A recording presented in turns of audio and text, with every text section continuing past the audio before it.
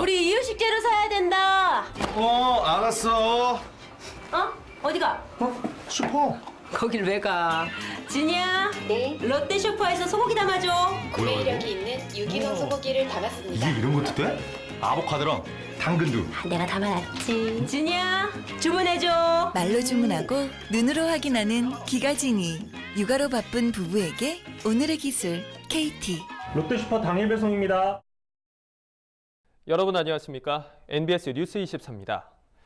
만감류는 한때 대표적인 소득 작목으로 각광을 받았습니다. 그런데 최근 들어 만감류 값이 좋지 않아 농가들의 어려움이 크다고 합니다. 네, 지난해부터 미국산 오렌지가 무관세로 수입되는 데다 국내 재배 면적 증가로 생산량이 늘어난 게 요인으로 지목됩니다.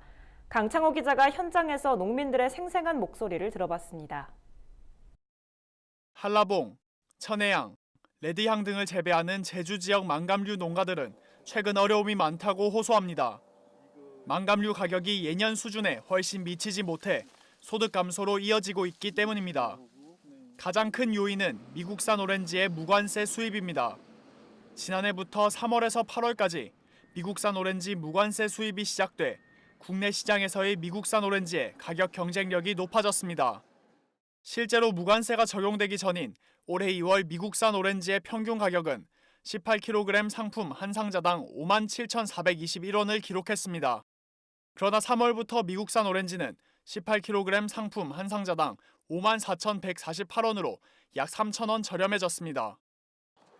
이에 만감류 농가들은 미국산 오렌지와 경쟁을 피하고자 3월 이전으로 출하 시기를 앞당기려는 경향을 보였고 올 2월 설 대목에는 출하가 몰려 제값을 받지 못하는 불상사가 발생했습니다. 오렌지가 한 3월 달부터 들어오기 때문에 우리 제주도에 있는 만감류 회원들이 그 시기를 좀 앞당기기 때문에 그렇게 가격이 하락된 것 같습니다. 한라봉 가격은 재배 면적 포화로 수년째 내림세를 이어가고 있어 농가들의 부담은 큰 상황입니다. 15, 16년 전에는 뭐 키로당 7, 8천원을 했다고 하는데 지금은 뭐 3,500원, 3,000원 이 선이 왔다 갔다 하고 있으니까 생산비는 많이 드는데 그 조수익은 적다. 그러니 어느 정도인지 비교는 될 겁니다. 국내 재배 면적 증가도 만감류 농가에 큰 부담이 되고 있습니다. 지난해 제주도 내 만감류 재배 면적은 2012년 1,940헥타르에 불과했지만 지난해 4,343헥타르로 급증했습니다. 육지에서의 만감류 재배 면적도 늘어나는 추세입니다.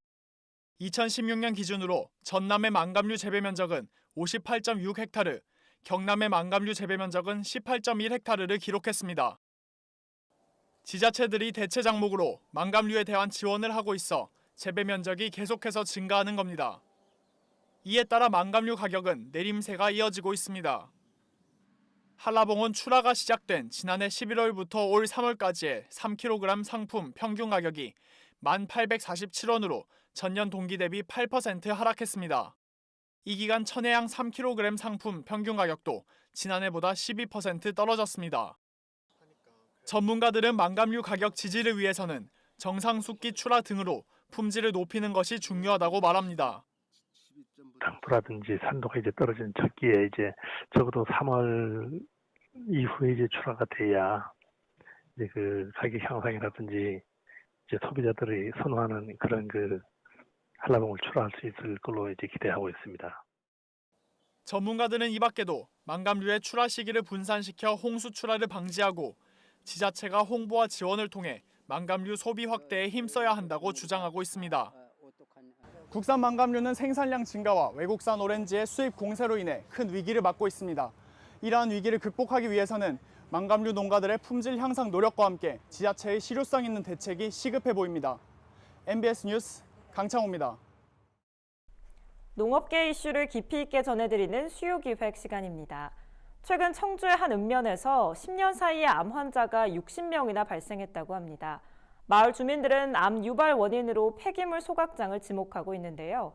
대체 마을에서 무슨 일이 벌어지고 있는지 오두석 기자가 그 현장을 찾았습니다. 충북 청주시 북이면에 위치한 한 마을. 평화롭던 농촌 마을에 죽음의 그림자가 드리우기 시작한 건 10년 전.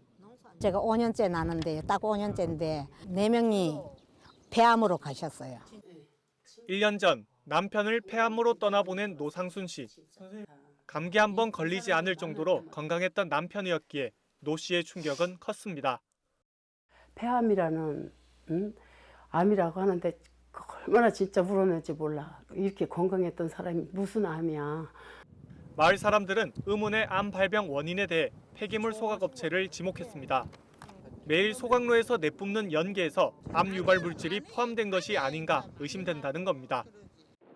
현재 청주시 북이면 인접지에는 하루 최대 544톤의 폐기물을 처리할 수 있는 소각업체 3곳이 있습니다. 심지어 이 중 한 곳에서는 480톤 규모로 소각장 증설을 추진하고 있는 상황. 지난해에는 정체불명의 핑크색 연기가 굴뚝에서 뿜어나와 마을 주민들을 공포에 떨게 했습니다. 주민들의 불안감을 키운 건 또 있습니다. 폐기물 소각장에서 나온 오염물질이 마을 인근 논이나 밭으로 그대로 흘러간다는 겁니다. 네, 제가 서 있는 이 논에서 불과 300m 떨어진 곳에 폐기물 소각장이 있습니다. 이에 따라 주민들은 속수무책으로 농작물 피해를 입을 수밖에 없는 상황입니다. 의혹이 계속되자 주민대책위에서는 북이면 19개 마을 피해 주민들의 건강 상태를 직접 조사했습니다. 그 결과는 충격적이었습니다. 최근 5년에서 10년 사이에 19개 마을에서 암으로 사망하신 분이 60명이 됐고요. 그중에 폐암으로 사망하신 분이 31명이 됐습니다. 구청의 자체 조사 결과도 비슷합니다. 북이면의 암 환자는 45명으로 청원구 전체 암 환자의 21%가 넘습니다. 하지만 업체 측은 이런 조사 결과를 납득하기 어렵다는 입장. 평소 규정에 맞게 유해가스를 배출하기 때문에 유해가스 배출량이 초과될 리가 없다는 겁니다. 북이면의 상황이 이런데도 한 폐기물 업체가 북이면 인근에 있는 오창읍에 폐기물 매립장과 소각시설 건립을 추진 중이라고 밝혔습니다. 주민들은 기가 막힐 노릇입니다. 위험시설이라든가 이제 이런 것이 이제 발표가 됐는데 그 주민 모르게 했다는 것에 대해서는 사실은 주민도 지금 상당히 분노를 하고 있습니다. 좋은 입지 조건과 저렴한 땅값 때문에 청주시에 우후죽순 들어서고 있는 쓰레기 소각 업체들. 현재 청주시에만 민간 소각장은 10곳으로 하루 소각량은 약 3,300톤에 달합니다. 사태가 이렇게 심각한데도 불구하고 폐기물 소각장에 대한 역학조사는 아직까지 이루어지지 않은 상태. 애꿎은 주민들만 생명의 위협을 받으며 고통 속에 하루하루를 보내고 있습니다. MBS 뉴스 오주석입니다. 아프리카 돼지열병 ASF가 중국과 그 주변국으로 빠르게 확산돼 우리나라에도 전파될 위험성이 커지고 있습니다. 국내로 불법 유입되는 휴대축산물에서도 ASF 유전자가 검출돼 검역당국을 긴장하게 하고 있는데요. ASF 국내 유입을 막기 위해 국경 검역을 대폭 강화해야 한다는 목소리가 커지고 있습니다. 보도에 최다혜 기자입니다. 아프리카 돼지열병 ASF가 중국과 그 주변국으로 확산돼 각 나라마다 비상이 걸렸습니다. 지금까지 ASF 발생 건수는 베트남 208건, 중국 109건, 몽골 11건 등입니다. 중국에서 처음 발생한 ASF는 베트남 등 동남아시아를 중심으로 빠르게 확산되고 있는 추세입니다. 특히 베트남은 ASF 바이러스가 중국에서 넘어왔을 가능성이 크다는 게 전문가들의 진단입니다. 올해 2월 베트남에서 ASF를 최초로 진단했던 르 반판 교수는 중국에서 베트남 북부로 ASF가 전파됐다고 판단된다며 국경 검역과 동물 축산물 이동 관리가 부실했다고 지적했습니다. 중국 정부는 ASF 추가 발생을 막기 위해 도축장 ASF 자체 검사를 의무화하는 방안을 최근 마련했습니다.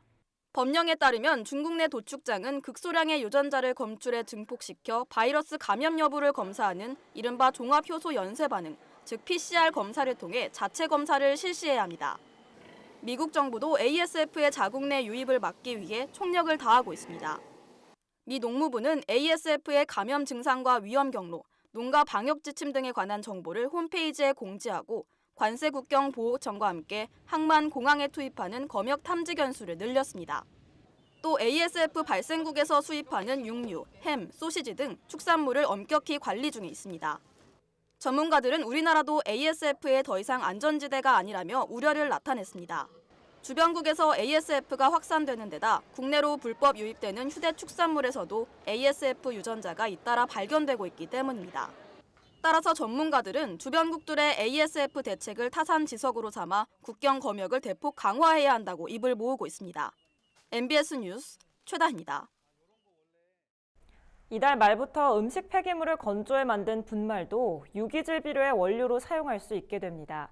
농촌진흥청은 이렇게 만든 분말의 성분이 기존 외국산 아주까리 유박과 큰 차이가 없는 반면 가격은 5분의 1 수준으로 저렴해 농가 영농비 절감에 기여할 것으로 보고 있습니다. 김인경 기자가 보도합니다.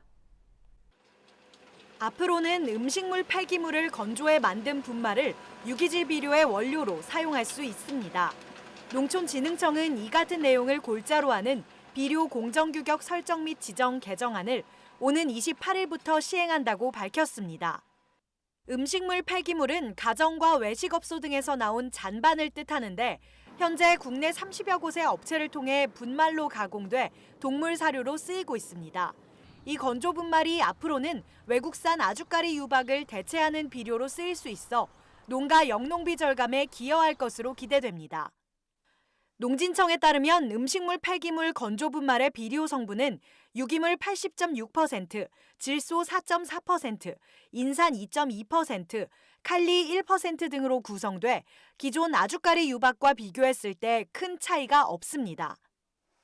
현재 외국산 아주까리 유박의 원료 가격은 1kg당 150원, 새로 허용된 음식물 폐기물 건조 분말의 가격은 1kg당 30원에서 80원이라 최대 5분의 1 수준으로 비용을 절감할 수 있을 것으로 보입니다. 다만 음식물 폐기물 건조 분말을 유기질 비료로 사용하는 비율은 전체 원료의 30% 이하로 제한됩니다. 또 건조 분말의 염분은 퇴비와 같이 2% 이하로, 수분은 15% 이하로 엄격하게 제한됩니다. 염분과 수분이 많아 농작물에 생리장애를 일으킬 수도 있다는 농업계의 우려를 감안한 겁니다. 정부는 이와 함께 유기질 비료의 이물질 허용 기준도 설정했습니다. 모든 비료 원료에 유리, 플라스틱, 뼈 등 이물질이 0.5% 이상 혼입될 수 없도록 했고, 특히 비닐은 0.2%만 넘어도 유통되지 못하도록 했습니다. 그동안 이물질 허용 기준이 없어 플라스틱이나 비닐 조각이 농경지에 뿌려지면서 토양 오염이 우려됐던 데 따른 겁니다. 한편 이번 정부 발표에 대해 업계의 반응은 엇갈리고 있습니다. 음식물 폐기물 건조 처리 업체들은 환영의 입장으로 앞으로 건조 분말의 원활한 공급에 최선을 다하겠다고 밝혔습니다. 반면 가축분 유기질 비료 협동조합 관계자는 이번 결정으로 가축분유의 활용 비율이 더욱 떨어질 것이라고 우려했습니다. 이에 대해 농식품부와 농진청은 앞으로 가축분 퇴비 활용 확대 방안을 논의하겠다고 강조했습니다. 음식물 폐기물 건조 분말의 유기질 비료 원료 허용에 가축빈 퇴비 사용 감소로 이어지지 않도록 농림축산식품부에서는 가축분 퇴비의 가축분유 투입량 확대와 경축순환 농업 활성화 방안을 마련하고, 정부는 또 앞으로 비료 생산, 유통, 판매 과정을 알 수 있도록 비료에 대한 사후 관리를 강화하겠다고 밝혔습니다. NBS 뉴스 김인경입니다. 전국에서 가축분유를 자가 처리하는 농가는 7만여 명에 달합니다. 1년 뒤부터는 가축분유를 퇴액비로 처리하려면 검사를 통해 관련 기준을 통과해야 하는데요. 아직까지도 농가들이 이를 믿고 맡길 수 있는 검사 기관이 턱없이 부족한 것으로 나타났습니다. 이에 대한 대책 마련이 시급하다는 주장이 나오고 있는데 계속해서 김인경 기자가 보도합니다. 축산 농가들이 자가 처리하는 가축분유 퇴비에 대한 부숙도 기준 적용이 1년밖에 남지 않았습니다. 여기서 부숙도란 퇴비 액비가 식물과 토양에 안정적인 반응을 나타내는 정도를 말합니다. 2015년 개정된 가축분유의 관리 및 이용에 관한 법률은 가축분유를 퇴비 액비로 자가 처리하는 농가들이 축종에 따라 부숙도와 함수율, 구리, 아연, 염분 함량 등의 항목에서 기준을 만족시키도록 하고 있습니다. 환경부는 고시를 통해 가축분유를 퇴비로 자가 처리하는 농가에 연간 1, 2회 의무적으로 부숙도 측정 검사를 받게 하는 한편, 배출시설 규모가 1,500제곱미터 이상인 경우 부숙 후기 혹은 부숙 완료를 충족해야 하고 1,500제곱미터 미만은 부숙 중기 기준을 통과하도록 하고 있습니다. 농가가 이를 어겼을 때는 50만 원에서 200만 원의 과태료 처분을 받게 됩니다. 그런데 가축 분뇨를 자가 처리하는 농가들은 많지만 퇴비 부숙도를 측정할 수 있는 검사기관은 턱없이 부족한 것으로 나타났습니다. 비료관리법에 의해 지정된 분석기관 중 부숙도 검사를 할 수 있는 곳은 30곳밖에 되지 않고 도 농업기술원 또한 검사 설비를 갖추지 못한 곳이 태반인 가운데 검사가 가능한 곳은 4곳이 전부인 것으로 조사됐습니다. 약 1년에 15만 건을 분석해야 하는데 34곳은 터무니없이 작습니다. 저희 생산자 단체에서 요구해서 시군 농업기술센터에서도 분석이 가능하도록 법령 개정은 했는데 장비가 보급되지 않아서 할 수 있는 곳이 없습니다. 본격적인 퇴비 품질 검사 시행을 앞두고 축산 농가들의 혼란이 우려되고 있는 겁니다. 2017년 기준 우리나라 축산 농가들이 가축 분뇨를 퇴비로 자체 처리하는 양은 4,347톤, 액비는 293만 톤입니다. 이를 합치면 전체 가축 분뇨량의 72%에 이르는 실정입니다. 따라서 정부가 서둘러 검사기관을 확충하고 농업기술센터에도 분석 장비를 보급해 농가들의 어려움을 덜어줘야 한다고 전문가들은 한 목소리로 주문합니다. NBS 뉴스 김인경입니다. 농림축산식품부가 올해 농촌 신활력 플러스 사업 대상 지역으로 전국의 20개 시군을 선정했습니다. 지역에 특화된 사업을 더욱 발전시키고 일자리를 창출해 농촌을 자립적 성장 거점으로 육성한다는 계획입니다. 보도에 이현경 기자입니다.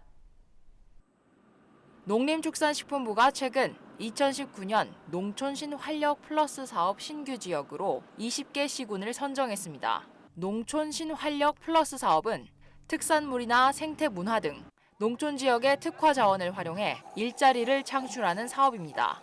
지역 주민들이 참여해 지역에 필요한 사업을 직접 발굴한다는 게 이 사업의 특징이자 장점입니다. 농식품부는 지난해 10곳의 지자체를 선정한 데 이어 올해는 경기 여주시, 강원 강릉시, 충북 증평군, 경북 문경시, 전북 김제시, 제주 서귀포시 등 20개 시군을 선정했습니다. 지방분권이란 정부 기조에 맞춰 주민이나 지자체 등 지역에서 필요로 하는 사업을 자율적으로 구성하도록 했는데 예를 들어 경북 문경에서는 오미자를 활용한 스포츠 식품 산업을 육성하고 제주 서귀포에서는 감귤과 감귤 껍질을 활용한 기능성 제품을 만드는 식입니다.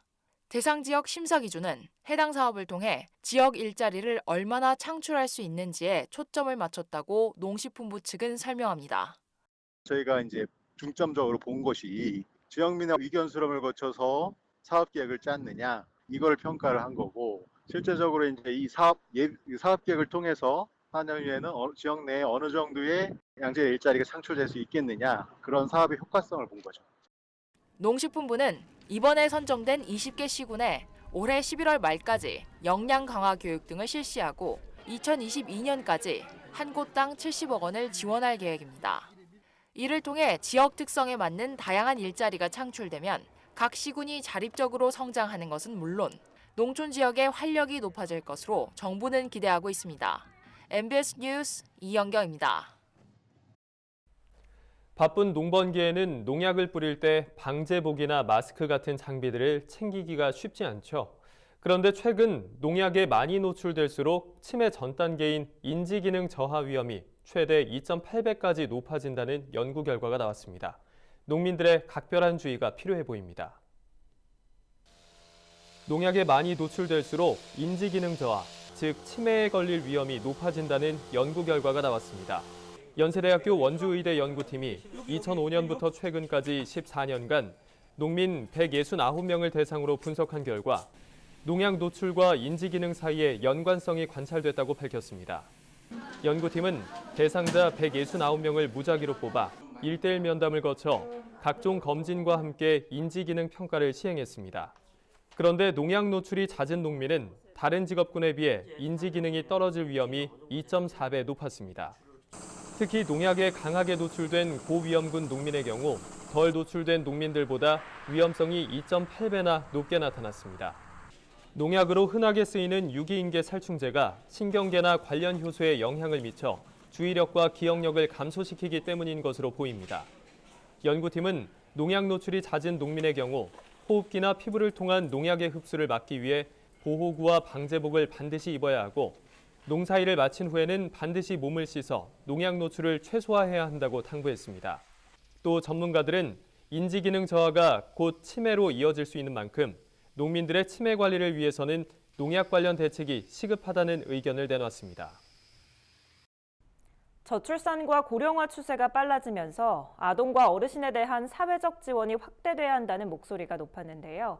이런 가운데 이달 말부터 65세 이상 저소득 어르신에게 주어지는 기초연금액이 25만 원에서 30만 원으로 인상된다고 합니다. 또 월 10만 원의 아동수당 지급 대상도 모든 6세 미만 아동으로 확대됩니다. 이번 달부터 65세 이상 저소득 노인에게 주어지는 기초연금액이 30만 원으로 인상되고 모든 6세 미만 아동들은 월 10만 원의 아동수당을 지급받게 됩니다. 보건복지부는 이런 내용이 담긴 아동수당 개정안과 기초연금법 개정안이 4월부터 시행된다고 밝혔습니다. 먼저 만 65세 이상 노인 가운데 소득 하위 70%에게 지급되는 기초연금은 저소득층부터 지급액이 오릅니다. 현재 기초연금은 소득 환산액이 선정 기준액, 즉 단독 가구의 경우 137만 원, 부부 가구의 경우 219만 2천 원일 때 지급되는데 이 중 소득 인정액이 낮은 하위 20%는 기초연금액이 종전의 25만 원에서 30만 원으로 인상됩니다. 나머지 소득 하위 20%에서 70%의 기초연금 수급자도 월 25만 원에서 전년도 물가 상승률을 반영한 25만 3,750원을 받게 됩니다. 기초연금은 주소지 관할 읍면동 주민센터나 가까운 국민연금공단 지사를 방문해 신청하면 됩니다.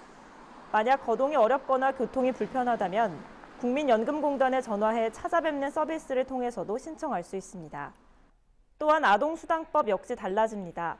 그동안 소득 상위 10%를 제외하고 0세에서 5세 아동에게 월 10만 원씩 지급하던 아동수당은 올해 1월 아동수당법 개정에 따라 이달부터 부모의 소득 재산과 상관없이 모든 아동이 받을 수 있게 됩니다. 나아가 9월부터는 7세 미만 아동으로 확대돼 272만 9천여 명이 혜택을 받게 됩니다. 이에 따른 추가 신청은 7, 8월에 안내할 예정입니다. 정부의 이 같은 방침은 아동과 노인에 대한 권리와 소득 보장을 보다 강화한다는 점에서 의미가 있습니다. 보건복지부는 모든 국민이 차별과 배제 없이 전 생애에 걸쳐 기본 생활을 보장받을 수 있도록 하겠다고 말했습니다. 간추린 뉴스입니다. 33개의 식량작물 신기술 시범 사업이 전국 224곳에서 실시됩니다. 이 사업은 농촌진흥청이 각 시군 농업기술센터가 선정한 분야별 사업 대상자에게 새 품종과 최신 농업기술을 보급해 경쟁력을 강화하는 사업입니다. 지난해 30개 사업을 108곳에서 추진한 결과 일반 농가에 비해 생산성은 늘고 경영비는 줄어 소득이 118% 늘어난 것으로 나타났습니다. 올해는 새 품종 종자 조기 확대 보급과 고품질 친환경쌀 수출 생산단지 육성 등 7개 시범 사업이 새로 추진될 예정입니다. 전라남도가 농번기 인력 부족 해소를 위해 21개 시군의 35개소의 농촌인력지원센터를 운영하고 있다고 밝혔습니다.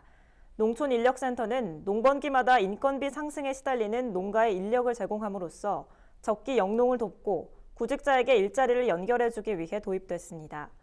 농민은 해당 지역 농촌인력지원센터에 필요한 작업과 인원 등을 신청하고 영농구직자는 신청서에 희망 근로지역과 장목, 임금 수준 등을 작성해 등록하면 됩니다. 농업인력센터는 이러한 농민과 구직자의 데이터를 관리해 적정한 인력을 중개합니다. 경상남도는 2020년 국비지원 농림축산식품 사업 예산을 올해보다 595억 원 증액된 7,675억 원으로 심의 확정했습니다. 특히 축사시설 현대화 사업과 배수 개선 사업, 후계 농업경영인 지원 사업 등 주요 사업 예산을 대폭 증액했습니다. 경남도는 국비지원 농림축산식품 사업 예산을 농식품부에 신청하고 4월 말부터 국비 확보 활동에 나설 계획입니다. 산림청은 올해부터 2023년까지 우리나라 100대 명산에 무단으로 투기한 폐기물을 수거하고 허가를 받지 않은 시설물에 대해서는 철거에 나설 방침입니다.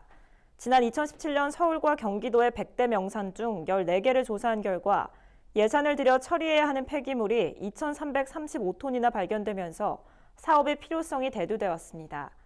따라서 산림청은 2023년까지 약 177억 원을 투입해 실태 조사를 실시하고 폐기물과 불법 시설물 등 14,000여 톤을 수거해 철거하겠다고 밝혔습니다. 저희가 준비한 소식은 여기까지입니다. NBS 뉴스 24 마칩니다. 함께해 주신 여러분 고맙습니다.